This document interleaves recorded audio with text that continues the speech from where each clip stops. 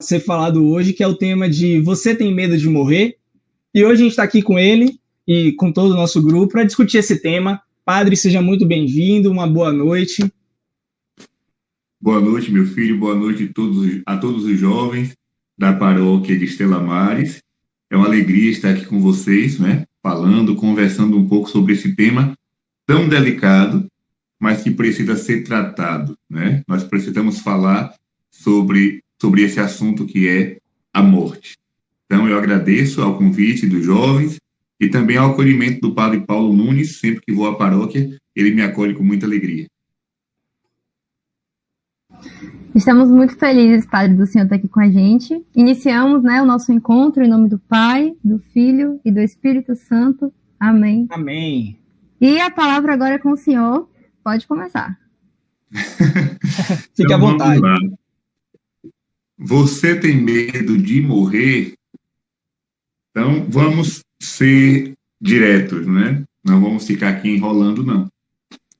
Minha gente, a morte é uma experiência pela qual todos nós iremos passar. Todos nós. Então, nós não podemos ter medo de uma certeza. Normalmente eu tenho medo daquilo que eu tenho dúvida, né? Será que vai acontecer isso ou não? Então eu tenho medo. Será que eu vou passar por isso ou não? Então eu tenho medo, porque vem a dúvida. Porém, a morte ela é uma certeza. É uma certeza que todo ser humano tem. Inclusive, eu tenho uma tia que ela tem uma frase que repete sempre, né? Ela diz assim: eu só tenho duas certezas nesta vida. A primeira é que eu vou morrer. A segunda é que eu vou morrer na Igreja Católica, né? Então, essa frase dela eu tomo também para mim, né? Se eu posso dizer aqui alguma coisa para vocês, eu tenho duas certezas. Uma é que eu vou morrer. A outra é que eu vou morrer na fé católica, né? Todo o resto é aventura. Todo o resto é uma dúvida, não é certeza. Então, a morte é uma experiência pela qual todos nós vamos passar. Agora sim, medo de morrer, o cristão não deve ter. Agora, uma coisa pode nos amedrontar, sim, e deve. A forma como nós vamos morrer e o modo em que a nossa alma vai se encontrar no dia da morte. Isso, sim, deve nos amedrontar no bom sentido, não no sentido de se desesperar, de arrancar os cabelos, de entrar em crise, não. Mas no sentido de ter uma apreensão. Todos nós devemos nos perguntar: de que forma eu vou estar quando a morte vier ao meu encontro? De que forma a minha alma se encontrará quando eu for convidado por Deus a passar pela experiência da morte? Teologicamente falando, a morte deixa de ser para nós um pavor quando Cristo morre na cruz e ressuscita. Tanto é que muitos cristãos não falam em morte, falam em Páscoa, ou seja, passagem. Assim como Cristo fez sua Páscoa, nós também faremos a nossa.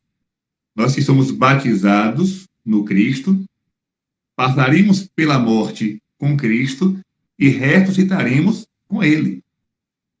E aqui já é um pouco de teologia, né? Então, todo batizado sabe disso.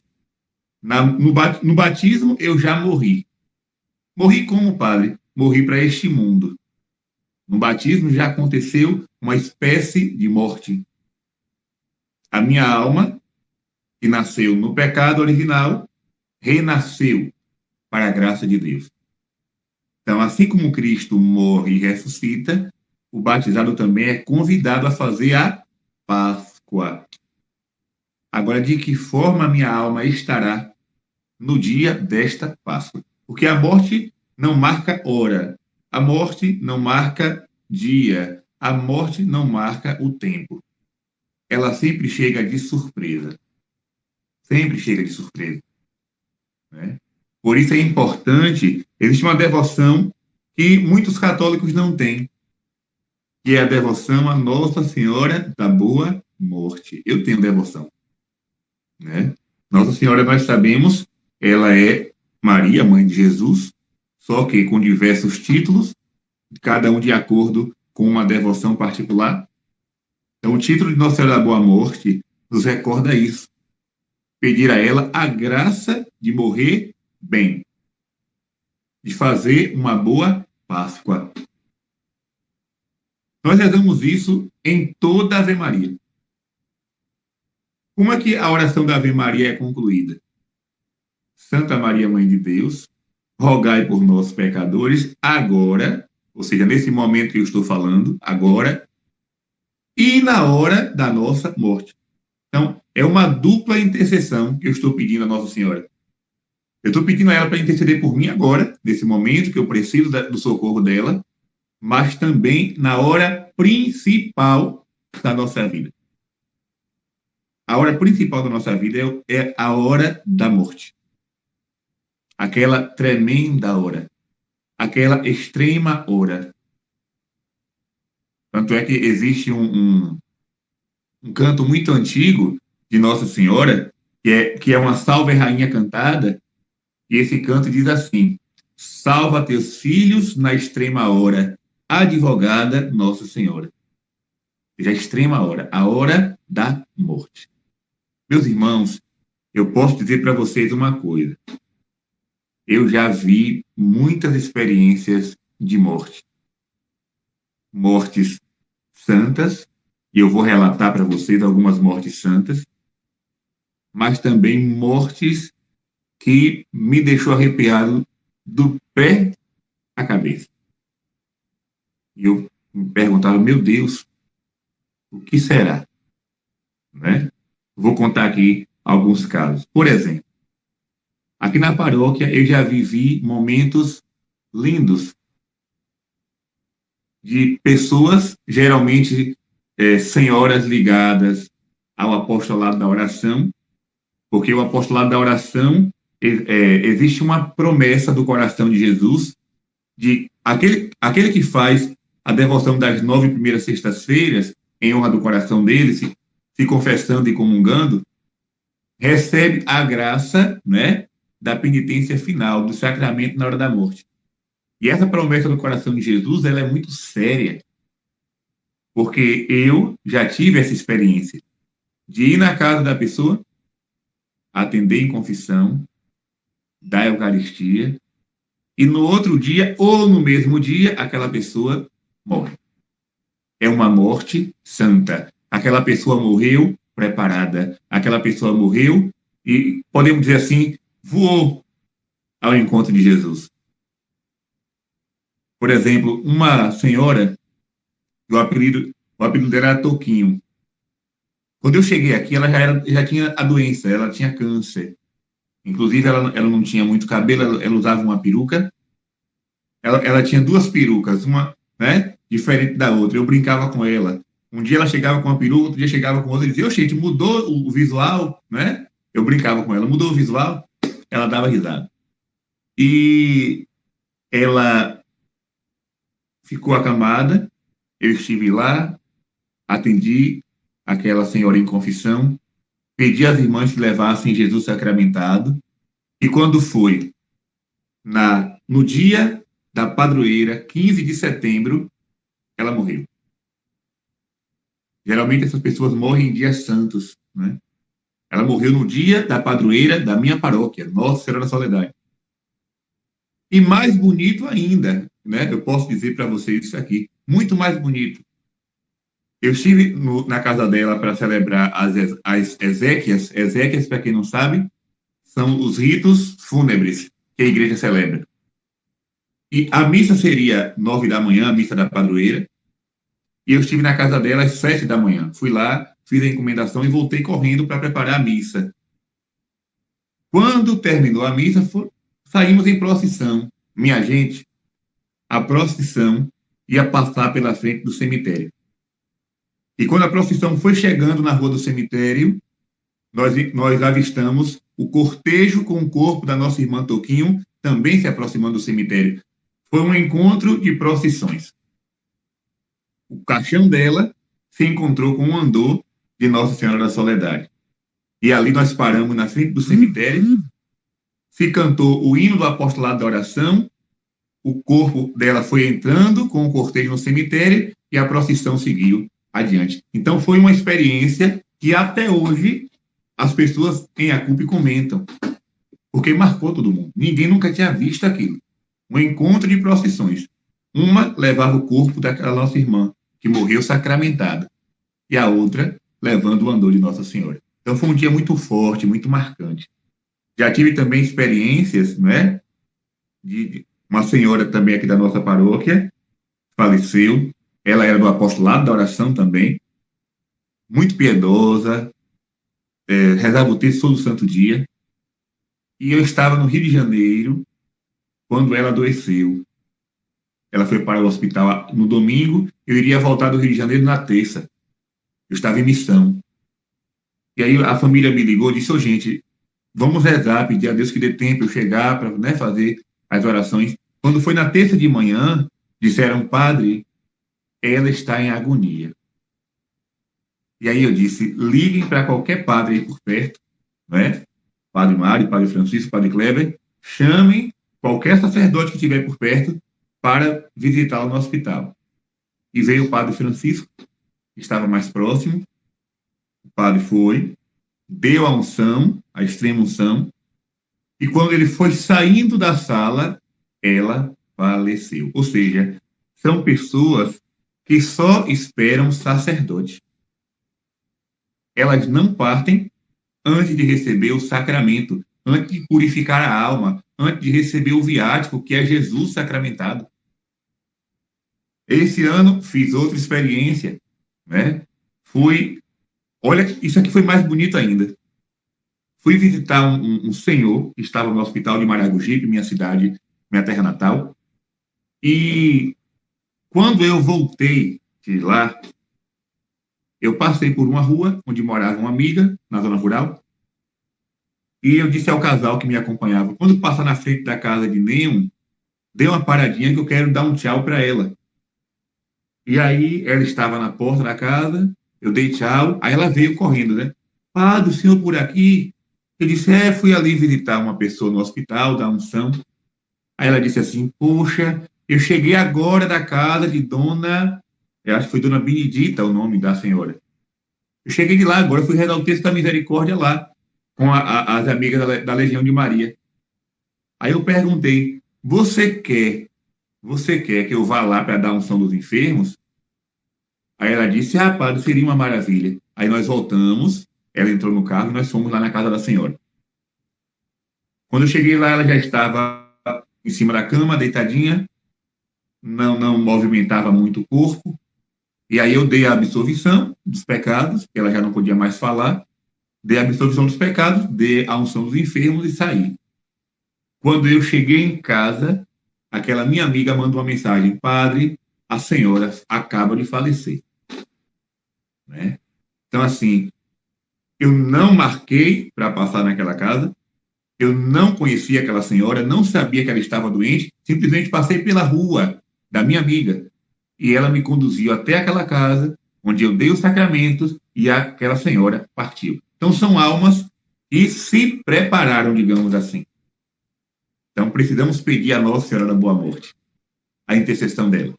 E na Ave Maria, meditar sobre isso. Rogai por nós, pecadores, agora, que é uma hora importante, mas principalmente na hora da nossa morte, a hora da passagem. Pronto, já falei de experiências bonitas, agora eu vou falar de experiências negativas, para nos alertar.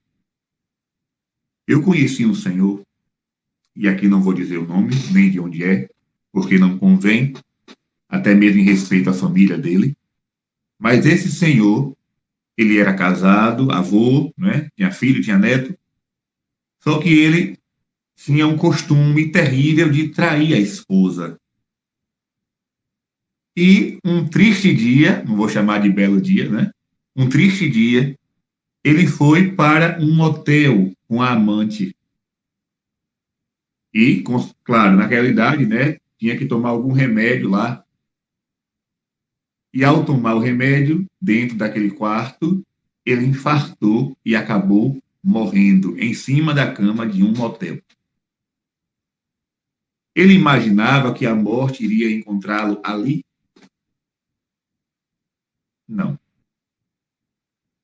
Então, minha gente, eu lembro também daquela situação da boate que pegou fogo, eu acho que foi no Rio Grande do Sul, ou foi Santa Catarina, não me recordo agora o lugar, mas foi naquela região do sul do Brasil. Jovens que estavam dentro de uma boate, dançando, com certeza alguns se drogando, outros se prostituindo, né?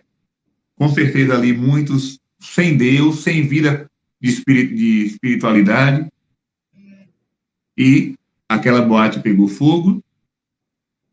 Se não me engano, mais de 200 pessoas morreram carbonizadas. Será que eles imaginavam que iriam sair para uma festa e não voltariam mais para casa? A morte pegou de surpresa. Então, se tem uma coisa que nós não podemos brincar, é com a morte. Repito, não posso ter medo dela, porque ela vai bater na nossa porta uma hora. Agora, a minha preocupação só deve ser essa. De que forma eu estarei quando a morte chegar? Será que eu farei uma Páscoa bonita, como fez Dona Toquinho? Como fez Dona Benedita? Como fez tantas pessoas que eu conheci? Ou iremos, né, ser pegos de surpresa em pecado? Deus nos livre. Deus nos livre de morrer em pecado. Deus nos livre de morrer longe da sua graça. Deus nos livre de morrer sem amizade com Ele, porque isso é horrível. Isso é terrível. Isso me dá medo. Não tenho medo da morte. Tenho medo da forma com que eu vou morrer. Né? Então eu sempre peço a Nossa Senhora uma boa morte. Eu lembro também do cardeal, ai meu Deus, deu um branco agora, Dom Eugênio Salles, que foi cardeal de Salvador, né? Antes de Dom Avelar veio o Dom Eugênio Salles. Os jovens aí, não foi da minha época, né? A maioria dos jovens aí, com certeza, não o conheceram, né? Mas ele foi cardeal em Salvador, foi para o Rio de Janeiro. E como foi a morte de Dom Eugênio? Dom Eugênio, ele foi para a capela rezar, rezou as completas, rezou o breviário. Depois ele pediu a moça que tomava conta da casa da cúria uma fruta, parece que foi uma maçã, não sei, uma pera. Ele comeu aquela fruta e deitou. Ali, deitado, ele partiu. No outro dia, já encontraram o bispo morto. E mais bonito ainda, durante o seu funeral, isso aí foi noticiado pela Globo, foi noticiado pela TV Canção Nova, foi noticiado pelo SBT, tem vídeos no YouTube, você pode colocar funeral do cardeal Eugênio Salles. Uma pomba branca pousou em cima do caixão, sem ninguém soltar aquela pomba ali, né? A pomba entrou na igreja, na catedral, pousou em cima do caixão e ali ficou durante a missa toda. Quando terminou a missa, pegaram um caixão para levar para o cemitério e ela foi em cima. Ninguém assustava aquela pomba, ela não se assustava com nada. Ela estava ali tranquila. Isso para dizer o quê? Este homem foi um homem da paz.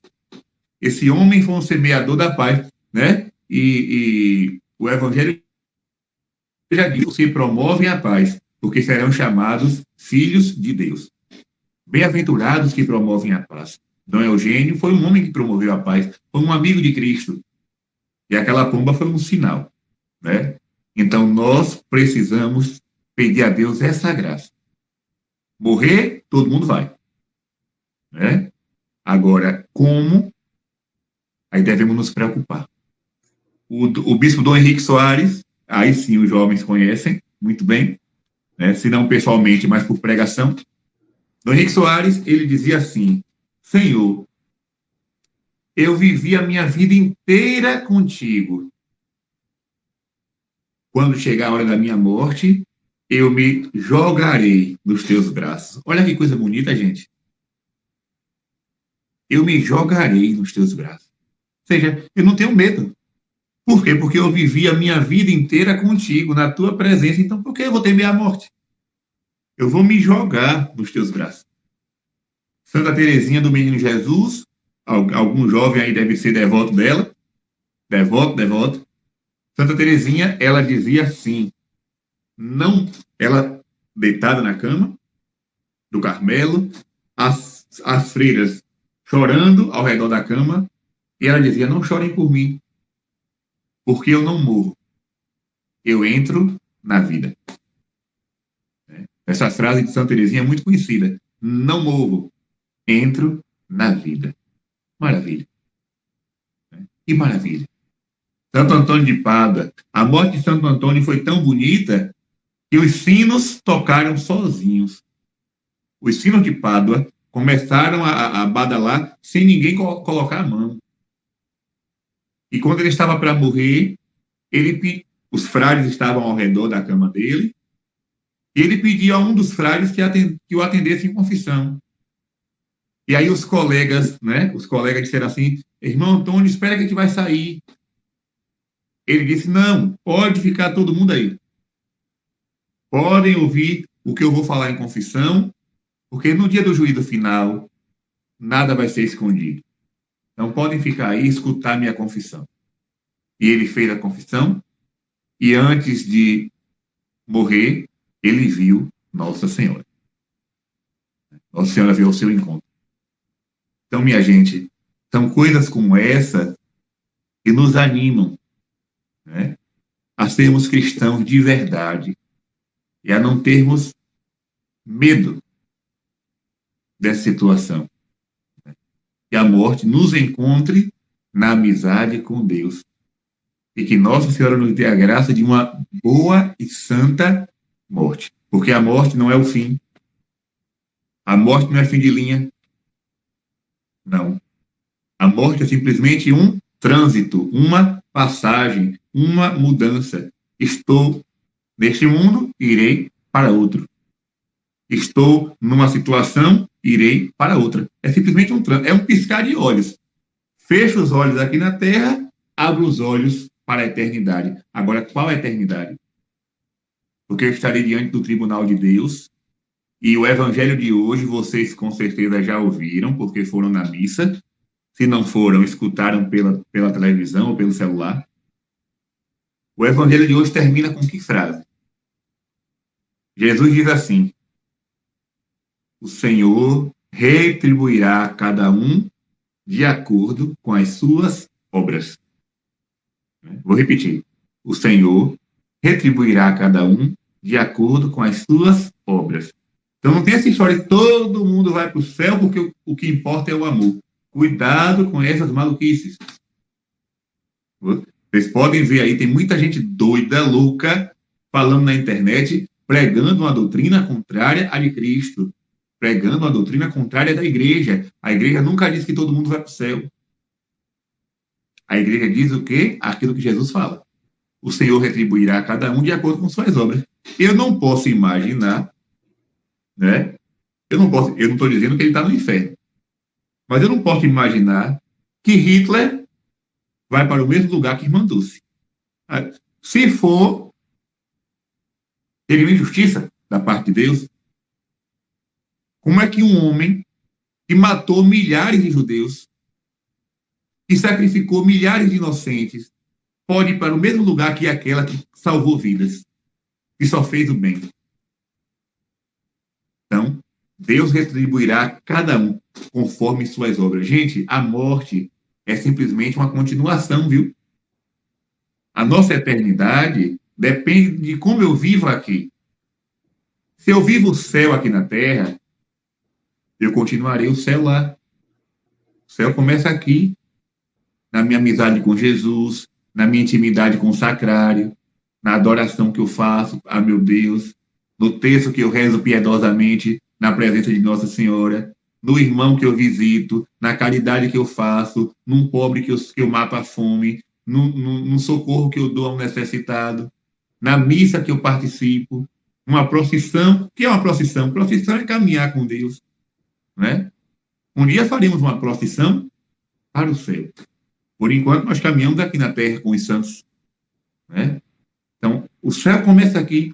Agora, o meu inferno, Deus me livre e guarde, né, do inferno, mas o meu inferno pode começar aqui também, na minha maldade, na minha hipocrisia, na minha inveja, no meu egoísmo, no meu fechamento, na minha falta de fé, na minha incredulidade, no meu ódio.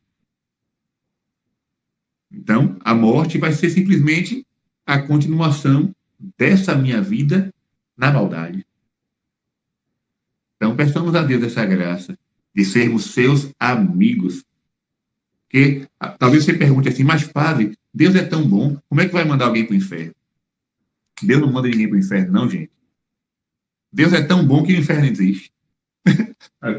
Você deve dizer assim, padre Gabriel, elas estão doidas. Não. Deus é tão bom que o inferno existe. Deus é tão bom que nos deu liberdade para escolher para onde nós vamos. Eu decido para onde vou. A minha vida determina a minha eternidade. Se eu estou do lado do bem, se eu estou do lado de Deus, eu vou ter medo de quê? A morte não pode me matar. Cristo já matou a morte. Eu vou continuar na vida. Como Santa Teresinha, entro na vida. Agora, se eu vivo longe da graça, Deus não vai me pegar a força e me jogar dentro do céu. Porque eu escolhi não entrar lá. Foi uma decisão minha não querer estar na presença de Deus. Por isso é bom ser amigo do Senhor. Porque Ele nos recompensa de forma grandiosa. Ele nos dá o que nós nem sequer merecemos, não é? Porque ninguém é digno do céu. Mas, simplesmente pela boa vontade de sermos pessoas boas e de sermos verdadeiros cristãos católicos, Ele nos dá uma recompensa tão maravilhosa que é a salvação, né? Então, eu acho que eu já falei demais, não sei como é que está o tempo. Falem aí. Não, padre. Em relação ao tempo, o senhor pode ficar tranquilo. A gente recebeu algumas perguntas aqui também no nosso chat, o pessoal também. Pronto, pode fazer pergunta, vamos dialogar. Antes da gente perguntar aqui algumas perguntas do chat, uma coisa que o senhor acabou de falar, e é algo que, quando a gente pensou nesse tema, é algo que passou assim na nossa cabeça e que deixou a gente, de fato, assim, podendo dizer assim, num linguajar tão popular, uma pulga atrás da orelha, é justamente essa frase que o senhor disse em relação que Jesus matou a morte morrendo, né? Como, assim, pergunta do leigo mesmo, de falar assim, de não ter essa vida religiosa, né, de não ser padre, né, o leigo de fato, como se explica essa questão, né, de Jesus matar a morte morrendo? Como pode ser explicada essa frase? Vou explicar de maneira muito simples para que todo mundo entenda. Ótimo. Quando Jesus morreu na cruz, a morte cantou vitória. Só que Jesus já tinha dito, anos antes, eu sou o caminho, a verdade e a vida. Então, 3 dias depois, ele ressuscita. Então, quem foi que venceu essa partida de futebol? Quem foi que ganhou? A morte ou a vida? A vida. A vida. Então, Jesus matou a morte. A partir de Jesus, não existe morte para o cristão. Existe Páscoa. Né? Existe Páscoa. Passagem. Ele passou, nós também passaremos. Existe até uma música pascal que nós cantamos, né, no domingo pascal. Ó morte, onde está tua vitória? Cristo ressurgiu, honra e glória. Ó morte, onde está tua vitória? Cristo ressurgiu, honra e glória. Então, a morte já está vencida, né? Já está vencida. Porque Cristo é vida, Cristo ressuscitou. E nós ressuscitaremos com Ele, se com Ele estivermos. Deu para entender, meu filho? Agora sim, padre. Ficou mais fácil, mais claro. As meninas aqui, Beatriz, acho que Thaís, anotaram algumas perguntas, porque o pessoal vai falando no chat, vai subindo, e aí fica um pouco difícil da gente procurar as perguntas. Falem então, antes que o paredão da praça comece a tocar ali, viu? Teve a pergunta aqui de Verônica, tia Verônica, como a igreja se coloca em relação da quase, acho que é da quase experiência de morte, de quase morte, no caso. É QM, né? Quase Experiência morte. de quase morte. Acho que já junta com a pergunta de Sandra Damasceno, que pergunta assim: estive em coma por alguns dias. Será que passei pela experiência da morte? E como estou aqui, Deus me ressuscitou? Não, veja bem. Vamos entender. Primeiro que nós estamos entrando no campo do mistério, certo? Existem alguns relatos, por exemplo, a Glória Polo. Existe um testemunho de uma mulher chamada Glória Polo, que ela é da Colômbia, e que ela afirma ter passado por uma experiência dessa, de ter morrido. Inclusive, existem atestados de óbito, né, da morte dela, e ela simplesmente voltou, né, e relata o que ela viu nessa experiência. É um mistério, né? Esse campo da mística é um pouco difícil de você penetrar. Só quem vive sabe explicar melhor. Agora sim, estar em coma não significa estar morto. Não. Estar em coma é um estado, né, que a pessoa pode viver, mas não significa que aquela pessoa morreu. Agora, Lázaro morreu. Jesus fez Lázaro voltar à vida. Mas Lázaro voltou para uma vida mortal, porque depois ele morreu de novo, né? Depois ele morreu, e aí sim, foi uma morte definitiva. Aquela morte foi para mostrar a glória, a primeira morte dele foi para mostrar a glória de Deus. 4 dias depois, Jesus diz: Lázaro, vem para fora. Jesus mostrou seu poder através daquela experiência. Mas Lázaro voltou para uma vida mortal. Ele morreu novamente, um tempo depois.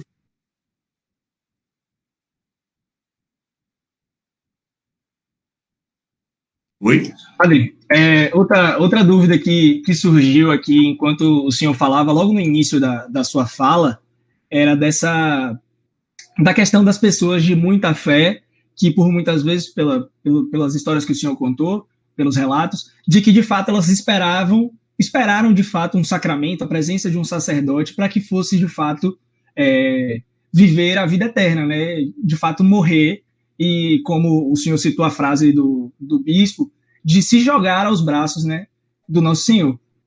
E aí surgem algumas perguntas que muitas vezes são perguntas até óbvias, às vezes principalmente para o senhor que é padre e já vive essa vida, mas às vezes eu sinto que tem uma necessidade de a gente fazer essas perguntas e receber as respostas óbvias, para que se tenha de fato na cabeça, por exemplo, não só da gente que está aqui com o senhor, mas das pessoas que estão nos assistindo, para que se possa criar de fato esse conceito do que são as coisas, né? Então, primeiro, acho que seria bom também uma explicação simples, como o senhor deu da primeira pergunta, sobre, de fato, o que é essa vida eterna e o que a gente pode esperar dessa vida eterna, né? Sabendo que, com fé em Deus, vamos morrer de forma plena e de forma... como é que eu posso dizer? De forma plena mesmo, né? Não encontrei outra palavra, mas em estado de graça, né? E não em pecado. O que a gente pode esperar, de fato, dessa vida eterna? Meu filho, essa pergunta sua, só quem poderia responder bem é quem já foi para lá, né? Mas, assim, eu posso te responder da forma que São Paulo responde. São Paulo, ele teve uma experiência de ir ao céu. Ele vai relatar isso na Sagrada Escritura, né? Do homem que foi arrebatado. Aquele homem é ele mesmo. Ele fala parecendo que é outra pessoa, mas é ele. E depois ele vai dizer: aquilo que os olhos humanos jamais viram, aquilo que ser humano algum experimentou, aquilo que nenhum ouvido escutou, Deus preparou para os seus. Simplesmente isso, né?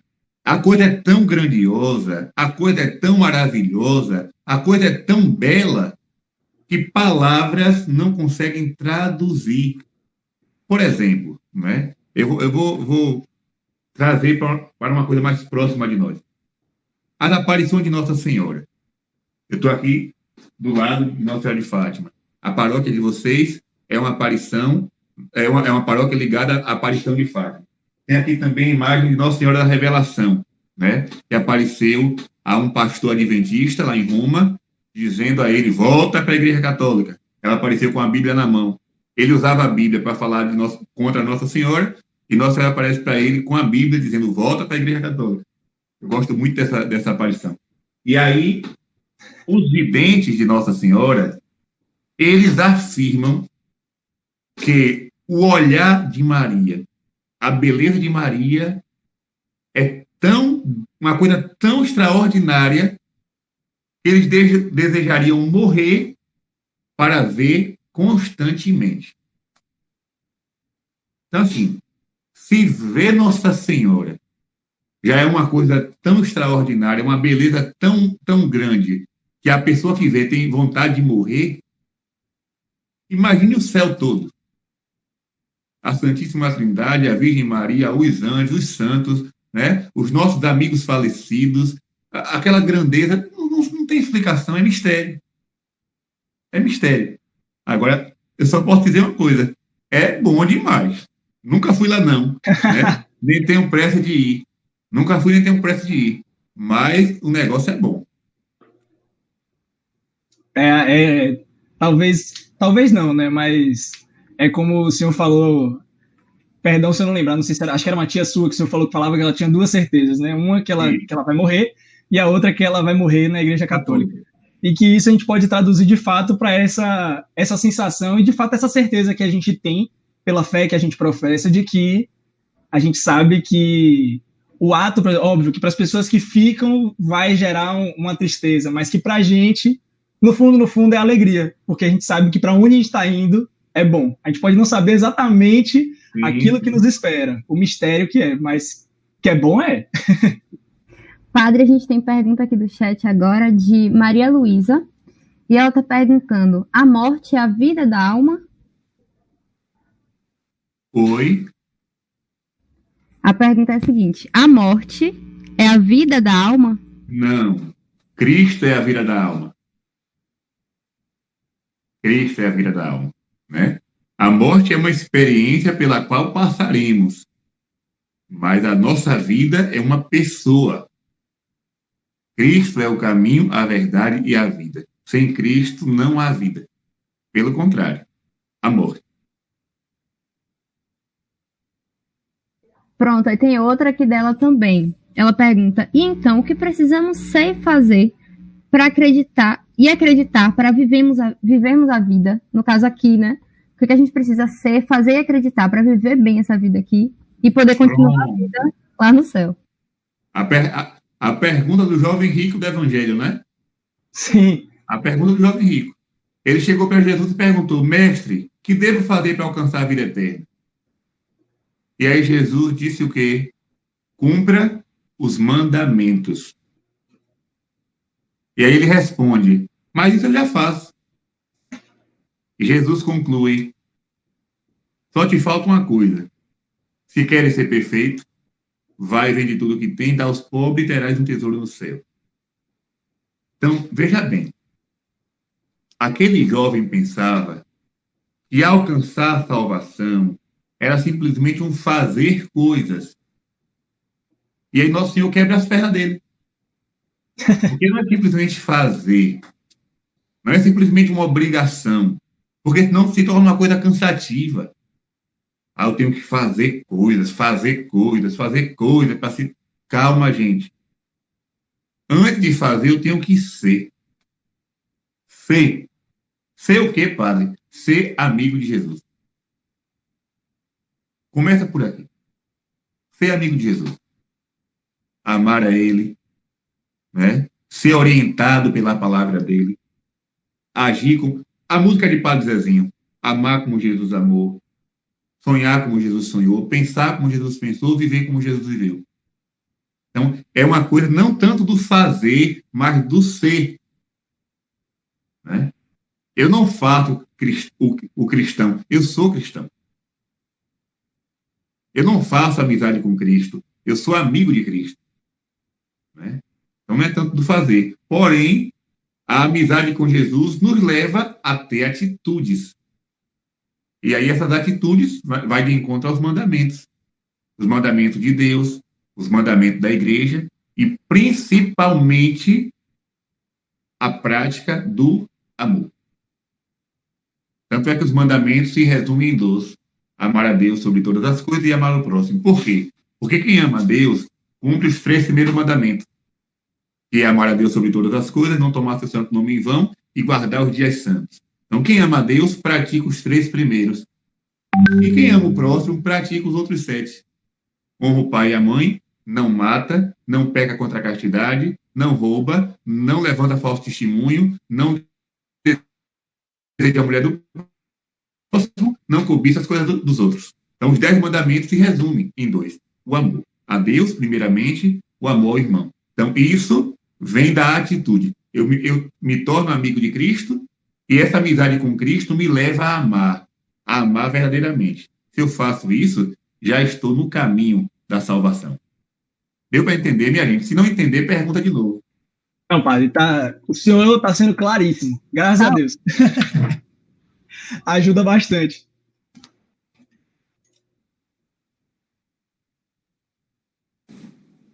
Padre, Tia Verônica perguntou, no Apocalipse, se fala em primeira e segunda morte, como se explica? É o quê? Tia Verônica perguntou, no Apocalipse, fala em primeira e segunda morte, como se explica? Primeira e segunda morte? Isso. Pronto. A primeira morte é a nossa morte natural, física, biológica. Que morte é essa? É quando a gente bate a caçuleta, é quando a gente veste o paletó de madeira, né? É quando a gente vai para a cidade dos pés juntos. Ali foi a primeira. Fechei os olhos nessa terra para não abrir mais fisicamente. O meu corpo vai virar um pasto de vermes. Vou virar lodo no túmulo do cemitério. Ali é a primeira morte, a morte física. Essa morte não atinge a alma. Agora existe uma... Fui pesado, né? Mas existe uma segunda morte. Essa é a pior de todas. É a morte espiritual. É a condenação eterna. A ida para o inferno e de lá não sai mais. Uma vez perguntaram, padre, eu posso rezar para tirar uma alma do inferno? Eu disse, olha, minha filha, tu pode morrer na cruz, tu não tira ninguém do inferno. O céu, olha o que é que Abraão vai dizer ao rico, na parábola do rico e Lázaro. Quem está aí não pode vir para cá. Quem está aqui não pode ir para lá. Então, quem vai para o céu está salvo. De lá não sai mais. Quem vai para o inferno, também de lá não sai mais. Então, o inferno é a segunda morte, a morte eterna, a morte da alma. Então, essa é a mais perigosa de todas. Pela primeira, todo mundo passa. A morte física. Pela segunda, só passa quem quiser. Nesse caso, padre, só emendar uma pergunta nessa explicação que o senhor deu. A gente pode, então, no caso, concluir que quem morre em estado de pecado mortal, ela, no caso, sofre as 2 mortes? As 2 mortes. Na verdade, quem vive no pecado mortal pode dizer que já morreu espiritualmente também, né? Porque o pecado tem esse poder, eu digo pecado mortal, ele tem um poder de matar também a alma. E essa alma só ressuscita na confissão, né? Por exemplo, o sacramento da confissão. Quando você vê uma fila de confissão, é um bocado de morto ali, espiritualmente. Por quê? Porque cometeram pecados. Quando eles saem do confessionário, eles ressuscitaram. Vida nova, alma purificada. Daí a importância do sacramento da confissão. Então, aqui, enquanto há vida na terra, se eu cair e me confessar, então eu vivo espiritualmente. Mas se a morte me encontra, Deus me livre e guarde, em situação de pecado, aí agora é delicada a situação, né? Entendi, padre. Padre, uma outra pergunta. Quando uma pessoa está prestes a morrer e naquele momento ela pede para se confessar, sendo que não tinha uma vida ativa na igreja, o padre pode dar a confissão e podemos dizer que ela está salva? Pode. Veja bem, dizer que está salvo, a gente não pode dizer não.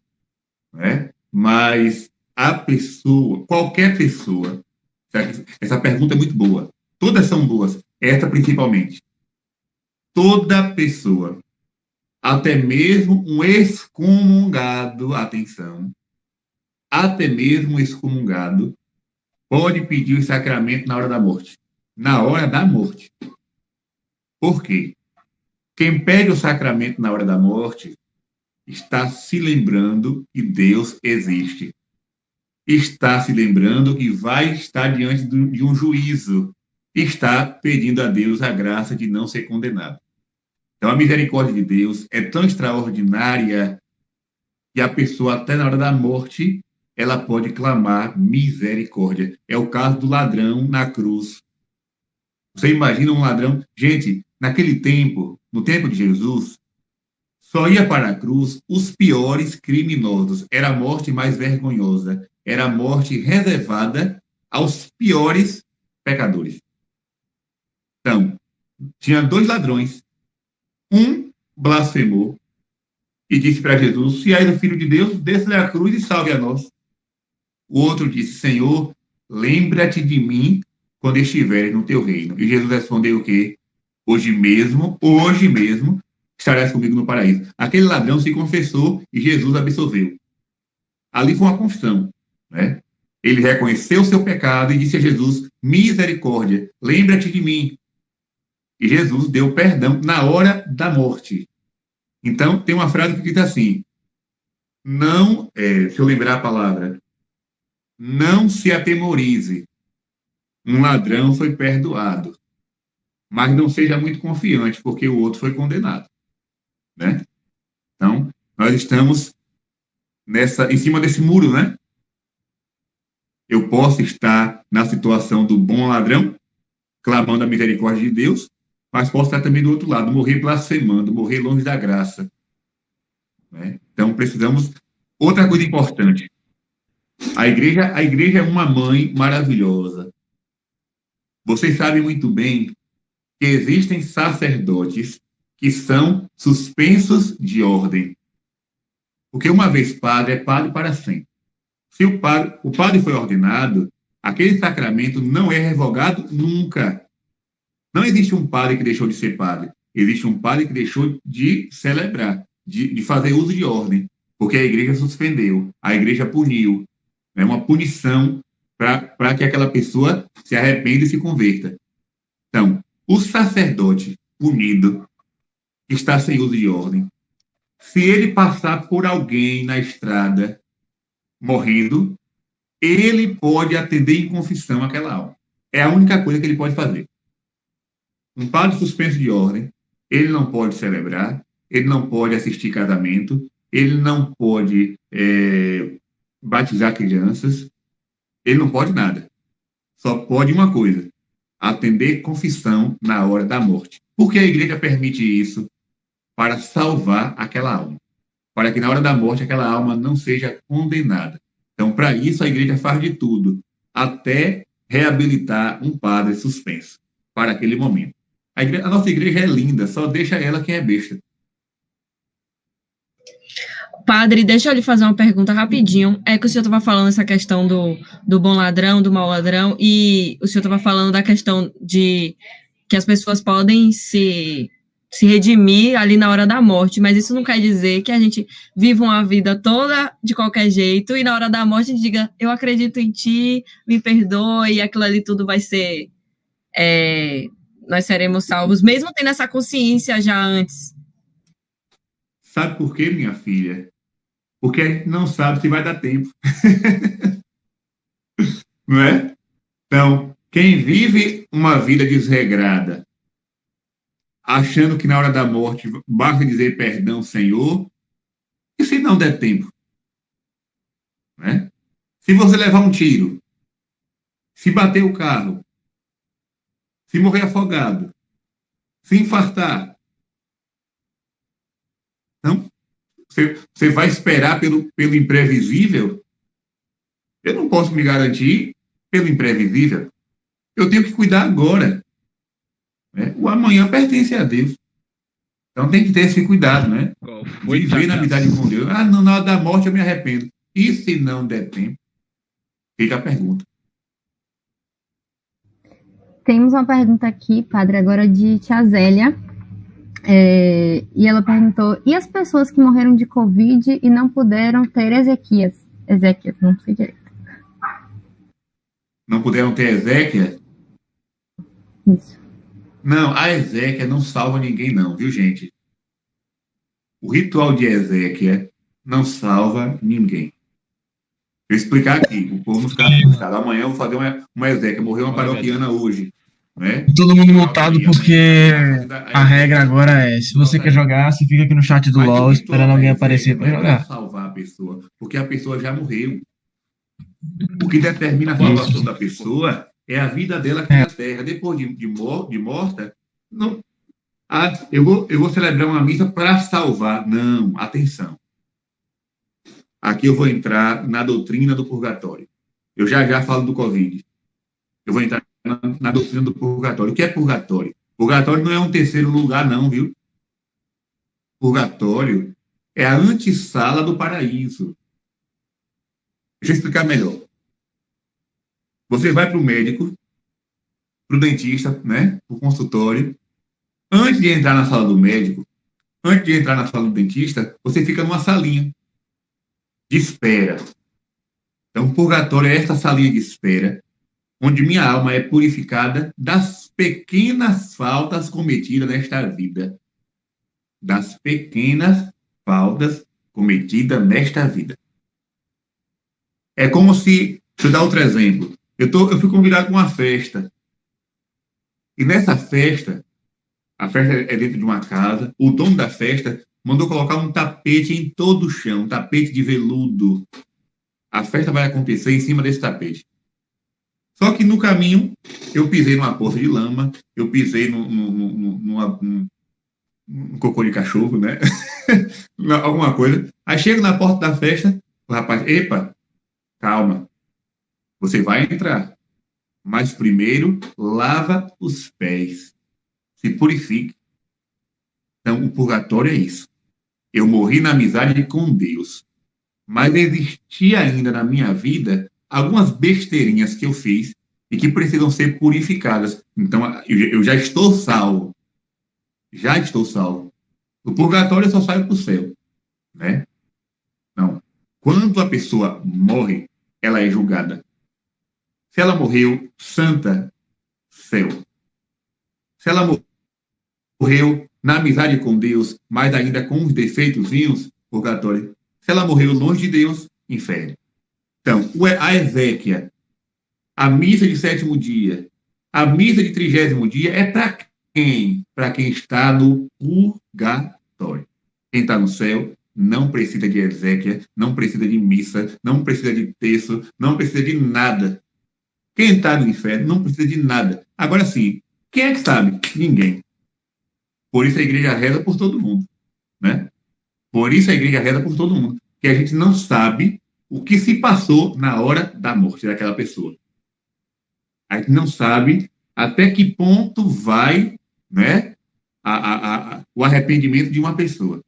Então, a Ezequias é para quem está no purgatório. Nós estamos pedindo a Deus que salve aquela alma. A missa de 7º dia é para a alma que, se estiver no purgatório, aquela missa seja aplicada. A de 30º dia, não é para salvar a pessoa, não. É para aliviar as penas do purgatório. A pessoa já está salva.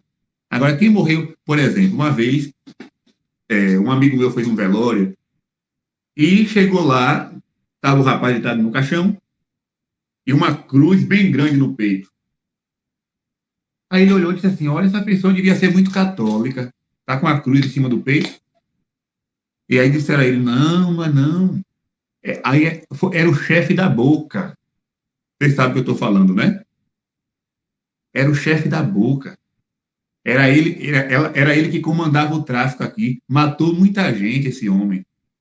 Aí meu amigo perguntou, e por que no lugar da cruz não botou um revólver? Depois de morto, botar cruz, acender vela? Não. A pessoa morreu longe de Deus. O que foi que ele usou durante a vida dele? Foi a cruz ou foi a arma? Foi a arma. Então, bota uma arma em cima do caixão. Né? É muito sério isso. Então, cuidado com essas ideias erradas, de que a pessoa vai pintar e bordar, e depois de morto eu vou mandar celebrar uma missa, e aquela missa vai jogar a pessoa no céu. Não. A igreja nunca disse isso. As orações pelas almas são feitas para aquelas almas amigas de Deus que se encontram no purgatório. Como a gente não sabe quem está, a gente reza por todo mundo. Sobre o Covid. Muito simples. Quem foi pego de surpresa pelo Covid, estando no pecado, se durante aquele período, né, da doença, da agonia, suplicou a misericórdia de Deus, aí nós não podemos falar nada, né? Porque a misericórdia de Deus é extraordinária. Mas vai depender muito da situação que aquela alma se encontrava. Padre, a gente tem mais uma pergunta aqui. Se não houvesse o pecado de Adão e Eva, mesmo assim, existiria a morte? Misericórdia. Vocês estão puxando para esse lado, é? Ai, Maria. Tem alguém ainda assistindo, gente? Essas coisas que eu estou falando? Ainda tem. Padre. 68 pessoas assistindo. Oi? 68 pessoas assistindo, estão aqui super interagindo nos comentários, estão gostando muito. Eu fico imaginando que a cada coisa sai 10, cada coisa que eu falo sai 10, sai 5, com medo. Que nada, padre. Aqui a gente só tem comentário assim, ó, que bênção. Aqui o povo falando assim, quanta sabedoria, ótimo esclarecimento do Padre Gabriel. Tá vendo? Jesus sacramentado. Repare o que eu vou dizer. A respeito dessa questão teológica de Adão e Eva, tudo aquilo que é extra-bíblico, atenção, são suposições. Vou explicar. Vou pegar a Bíblia aqui. Pronto. A Bíblia é a revelação de Deus. Então, o que foi revelado na Sagrada Escritura foi por vontade do Senhor. Aquilo que não está aqui, né, são suposições teológicas. Suposições. Então, existe uma linha de pensamento, uma corrente de pensamento teológica que diz assim, que se não existisse o pecado, existiria a morte, mas não seria dessa forma que nós vemos hoje. A morte como dor, como sofrimento, como luto, né? Existiria a morte, mas não dessa maneira. É uma corrente de pensamento. Já existe outra que vai dizer que não existiria, né? Seria um paraíso eterno aqui na Terra. Então, padre, quem é que está com a verdade? Eu não sei, né? São suposições teológicas. Eu não gosto de afirmar nenhum tipo de suposição. E até porque, para mim, isso não faz muita diferença, não, porque eu gosto de lidar com a realidade. O pecado não já existe, então vamos lidar daqui para frente, né? O que poderia ser se isso não existisse? Eu não sei.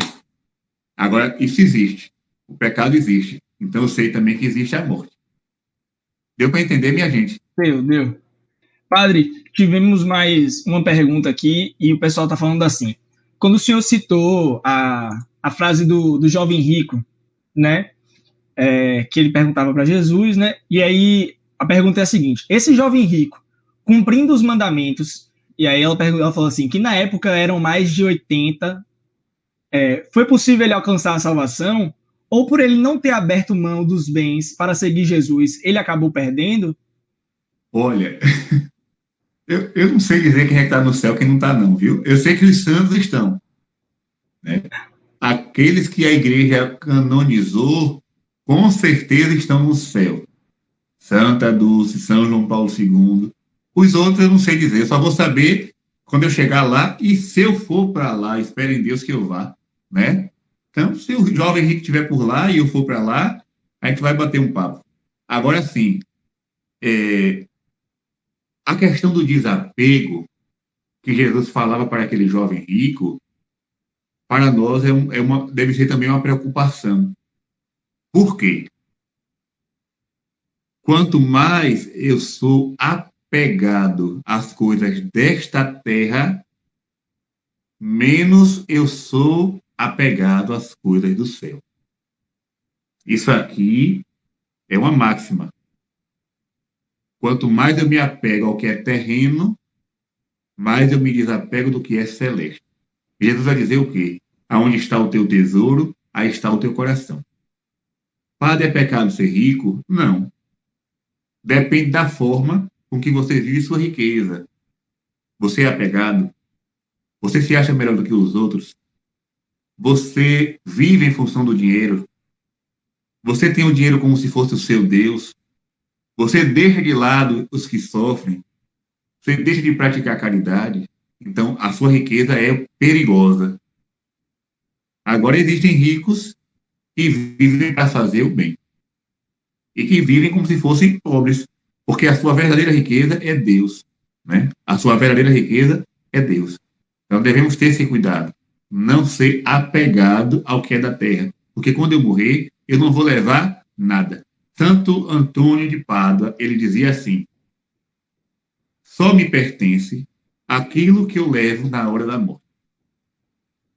Aquilo que eu não levo não é meu. Não é meu. Então, o que é que eu posso levar quando eu morrer? Já dizia Padre Léo, né? Buscar as coisas do alto, né? E é, na verdade, uma reflexão da Carta de São Paulo aos Colossenses. Exato. Padre, já caminhando aqui para o nosso final de transmissão, vou passar a última pergunta e vou pedir também um favor para o senhor no final.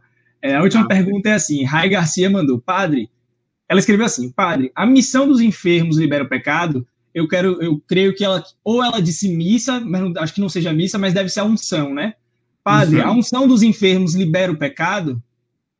Veja bem, na palavra de Deus, no livro, na carta de São Tiago, ele vai dizer o quê? Se alguém está enfermo, chamai o presbítero da igreja, ou seja, o sacerdote. Ele ungirá o doente com óleo santo. E aquele doente será liberto dos pecados, terão os pecados perdoados. Então, no ritual da unção dos enfermos, existe um ato penitencial. Antes da unção dos enfermos, o sacerdote convida o fiel a fazer um ato penitencial. Então, é uma junção do perdão com o sacramento da unção dos enfermos. Né? Uma coisa está ligada à outra. Entendi. Agora, padre, né, para a gente já, como eu falei, de fato, caminhar para o final, antes das nossas considerações finais, vamos ter um videozinho, mas antes eu queria, assim, a gente podendo fazer um apanhado, assim, que o senhor pudesse... Eu sei que a gente tem diversas dicas, podemos dizer assim, mas eu creio que, como a gente ouviu bastante, e como o pessoal falou aqui, né, da sabedoria do senhor, se o senhor pudesse dar, assim, conselhos, ou resumir numa frase, como a gente de fato pode se preparar, né, para poder viver essa vida eterna e que a gente possa ter mais certeza ainda de que a gente vai morrer e de que a gente vai morrer na fé católica. Ave Maria, isso aí deve ser uma certeza de todos nós, né? Morrer na fé. Existe uma oração muito antiga da igreja que ela dizia assim: professo a fé católica e nessa fé quero viver e morrer. Quero viver e morrer. Gente, na hora da morte, ninguém se arrependeu de ser católico. Na hora, ninguém, absolutamente ninguém, se arrependeu de ser católico. Tanto é verdade que quando Martinho Lutero fundou o protestantismo, um colega dele, chamado Melanchthon, tinha uma mãe que estava já idosa, e a mãe também se converteu ao luteranismo, à religião de Lutero. Quando ela estava para morrer, ela chamou o filho, Melanchthon, e perguntou: meu filho, e agora, o que é que eu faço? E o filho respondeu, na maior cara de pau: minha mãe, para viver aqui na terra, é melhor o protestantismo. Mas para morrer é melhor o catolicismo. Então, quem falou isso não foi um católico, não. Foi um discípulo, um dos primeiros discípulos de Martinho Lutero. Então, ninguém se arrependeu de ser católico na hora da morte. A melhor coisa que nós podemos ter na hora da morte é o Pai do nosso lado para dizer: eu te absolvo dos teus pecados e nos dá Jesus sacramentado. Pronto, o céu já começou ali, né? Então, que nós tenhamos essa graça. Peçamos a Nossa Senhora da Boa Morte que nos dê essa graça de morrermos na graça de Deus e ter um sacerdote ali do lado para nos dar a absolvição, para nos dar a Eucaristia. E para vocês, eu quero resumir só com uma frase de Santa Teresinha. Ela dizia assim, né? Passarei o meu céu fazendo bem sobre a terra. Então, que nós possamos viver já aqui uma experiência de céu. Fujam do pecado, de toda confusão, de toda divisão, de toda discórdia, de toda desunião. No inferno ninguém se une, é todo mundo dividido. No céu é todo mundo unido. Então, onde há discórdia, pronto, a oração de São Francisco. Onde houver ódio, que eu leve o amor. Onde houver ofensa, que eu leve o perdão. Onde houver discórdia, que eu leve a união. Onde houver dúvidas, que eu leve a fé. Onde houver erros, que eu leve a verdade. Onde houver desespero, que eu leve a esperança. Onde houver tristeza, que eu leve a alegria. Onde houver trevas, que eu leve a luz. Ó Mestre, fazei que eu procure mais consolar do que ser consolado.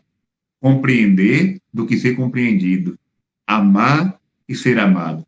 Pois é dando que se recebe. É perdoando que se é perdoado. E é morrendo que se vive para a vida eterna. Amém.